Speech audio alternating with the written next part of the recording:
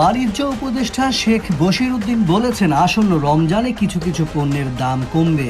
গত বছরের চেয়ে এবার নিত্যপণ্য 40% বেশি আমদানি হয়েছে, তাই এবার দামটা মানুষের নাগালের মধ্যেই থাকবে। আসন্ন রমজান উপলক্ষে নিত্য প্রয়োজনীয় খাদ্যপণ্যের মূল্য ও বাজার পরিস্থিতি পর্যালোচনা বিষয়ে টাস্কফোর্সের সভা শেষে এসব কথা বলেন তিনি। বাণিজ্য উপদেষ্টা বলেন, ব্যবসায়ীরা আশ্বস্ত করেছেন নিত্যপণ্যের সরবরাহ স্বাভাবিক আছে। আসছে রমজানে দ্রব্যমূল্য নিয়ন্ত্রণে থাকবে, দাম বাড়বে না, বরং কিছু কিছু পণ্যের দাম আরও কমবে। গত বছরের চেয়ে এবার নিত্যপণ্য 40% বেশি আমদানি হয়েছে, এই কথা উল্লেখ করে বাণিজ্য উপদেষ্টা বলেন, গত বছরের চেয়ে এবার রমজানে নিত্যপণ্যের দাম মানুষের নাগালের মধ্যে থাকবে। কর্ণফুলী টানেল, পায়রা বন্দর, পদ্মা সেতুর মতো অযাচিত প্রকল্পের জন্য সরকারের বড় দায় তৈরি হয়েছে।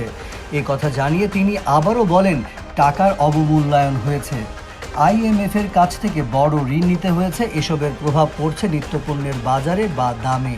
মন্ত্রীদের জন্য বিলাসবহুল ফ্ল্যাট নির্মাণের জন্য সরকার কোনো প্রকল্প নিয়েছে বা বরাদ্দ দিয়েছে কিনা সেটা আমি জানি না বলেও জানান বাণিজ্য উপদেষ্টা। বাজারে 5 lakh ton rice bran oil খাদ্যপণ্য ছাড়া হয়েছে, ফলে ভোজ্য তেলের বাজারও স্থিতিশীল রয়েছে।